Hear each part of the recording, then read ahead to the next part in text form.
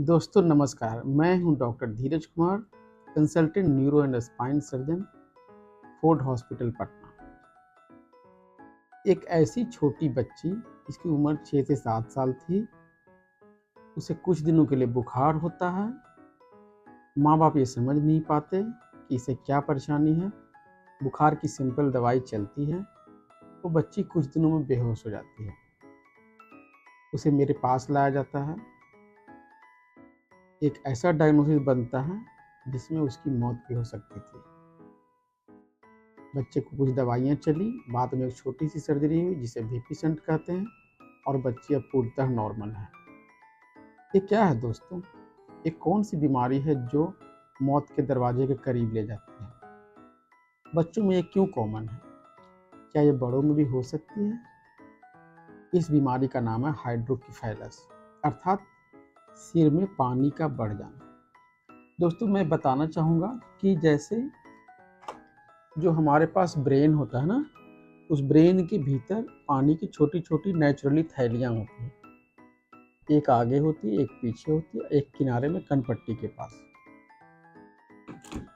इन पानी के थैलियों में वाटर का सर्कुलेशन होता रहता है। इस पानी का नाम सेरिब्रोस्पाइनल फ्लूइड या CSF भी है। यदि किसी कारण से इनका फ्लो रुक जाए या इनका सर्कुलेशन रुक जाए तो पानी का अमाउंट या मात्रा बढ़ने लगता है। इसी कंडीशन को हाइड्रोकेफेलस कहते हैं। ये क्यों होता है? इसके कई कारण हैं दोस्तों। एक तो ये कि यदि वो उसके पानी के रास्ते में कहीं इन्फेक्शन हो, वहाँ पे टिश्यू के इन्फ्लामेशन की वजह से वो रास्ता ब्लॉक हो जाएगा और उसमें भी हाइड्रोकेफेलस हो सकता है। कुछ बीमारियाँ हैं जिसमें कि हाइड्रोकेफेलस उत्पन्न हो सकता है, जैसे खास करके है सिर का टीबी, मेनिंजाइटिस या मेनिंगो इनकेफेलाइटिस के केस में भी सिर का पानी बढ़ सकता है। इसके अलावा कुछ कंजेनाइटल कंडीशन भी हैं या कुछ ऐसे कंडीशंस भी हैं जिसमें कभी पानी बढ़ सकता है, कुछ घट सकता है, खास करके सिस्टिक लीजन या सिस्ट ऑफ थर्ड वेंट्रिकल।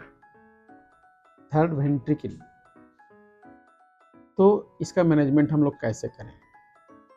ये क्यों होता है? मान लेते हैं कि जैसे इन्फेक्शन हुआ और पानी का सर्कुलेशन ब्लॉक हुआ, तो सबसे पहले मरीज को क्या शिकायत देगा? मरीज सबसे पहले हेडेक की शिकायत, देखने में परेशानी, स्वभाव में अंतर जैसे चिड़चिड़ापन, ज़्यादा गुस्सा दिखाना, बुखार का लगना खासकर इन्फेक्शन वाले केसेज में, और कभी कभी लॉस ऑफ कॉन्शियसनेस अर्थात होश खो देना।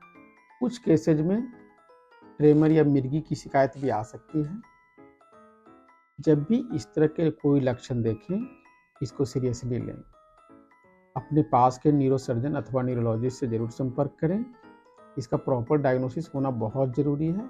इसमें बहुत ही सिंपल कुछ टेस्ट हैं जिसमें CT स्कैन की भी ज़रूरत पड़ सकती है, उस CSF एग्जामिनेशन की भी ज़रूरत पड़ सकती है, और बहुत ही रेयर केसेज में MRI ब्रेन की भी ज़रूरत पड़ सकती है। इसका मैनेजमेंट एक बार डायग्नोसिस हो जाए तो आसान है।